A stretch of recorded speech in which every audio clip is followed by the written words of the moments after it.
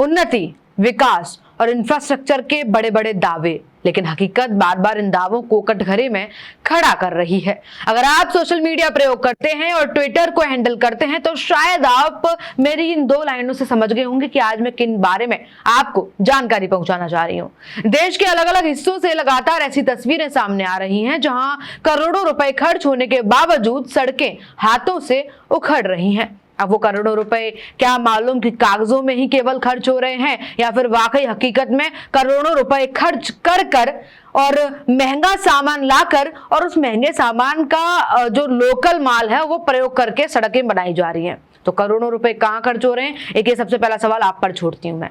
नए बने कॉरिडोर को कुछ ही दिनों में धंस दिया गया और पुल गिरने से लोगों की जान जा रही है।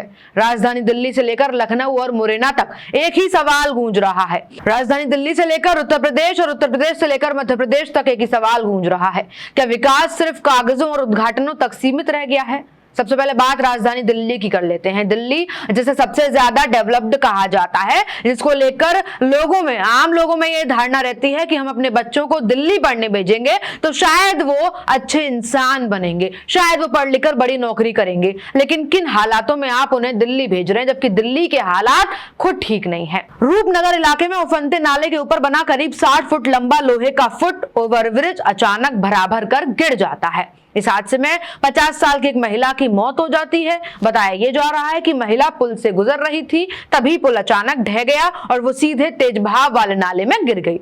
घटना की सूचना मिलते ही दिल्ली फायर सर्विस, पुलिस और नेशनल डिजास्टर रिस्पांस फोर्स की टीम मौके पर पहुंची। काफी देर तक रेस्क्यू ऑपरेशन चला, लेकिन महिला को जिंदा नहीं बचाया जा सका और बाद में उसका शव बरामद किया गया। स्थानीय लोगों का कहना है कि ये पुल काफी समय से जर्जर हालत में था, लेकिन समय रहते इसकी मरम्मत नहीं की गई। फिलहाल प्रशासन ने जांच के आदेश दे दिए हैं, लेकिन बड़ा सवाल यह है कि क्या हर हादसे के बाद सिर्फ जांच ही समाधान है? अब आपको आगे लेकर चलते हैं, उत्तर प्रदेश के लखनऊ लेकर चलते हैं, जहां हाल ही में शुरू किया गया ग्रीन कॉरिडोर उद्घाटन के कुछ ही दिनों बाद धंस गया। बीरबल साहनी मार्ग स्थित खाटू श्याम मंदिर के सामने सड़क में करीब 5 फीट गहरा गड्ढा हो गया। कारण ये बताया गया सीवर लाइन में लीकेज थी। लेकिन सवाल ये कि क्या इतनी बड़ी परियोजना में बेसिक इंजीनियरिंग जांच भी नहीं की गई? इस ग्रीन कॉरिडोर को उद्घाटन हाल ही में किया गया था और राजनाथ सिंह और योगी आदित्यनाथ ने किया था, जिस परियोजना से करीब 5 लाख लोगों को ट्रैफिक से राहत मिलने की उम्मीद थी, वही अब अपनी गुणवत्ता को लेकर सवालों में है। फिलहाल मरम्मत का काम जारी है, लेकिन जनता के मन में भरोसा दरक चुका है और इस मामले को लेकर अब लगातार सवाल ये भी है कि उत्तर प्रदेश की खबरें हम लगातार देखते रहते हैं, कभी किसी सड़क को लेकर तो कभी किसी ऐसे ही धंसे हुई सड़क को लेकर जो है सोशल मीडिया पर लगातार रील्स वायरल होती रहती हैं। और अब इस मामले को लेकर तो अखिलेश यादव जो पूर्व मुख्यमंत्री, उन्होंने भी कमेंट कर दिया कि 3 दिन पहले उद्घाटन की जब ये हाल है तो पूरे उत्तर प्रदेश का क्या हाल होगा। अब बात मध्य प्रदेश की कर लेते हैं, मध्य प्रदेश के मुरैना की, जहां PWD योजना के तहत बनी सड़क की हालत देखकर हर कोई हैरान है। लेपा से कुमारपुरा तक बनी सड़क की ऊपरी परत इतनी कमजोर निकली कि लोग इसे हाथों और पैरों से ही उखाड़ दे रहे हैं।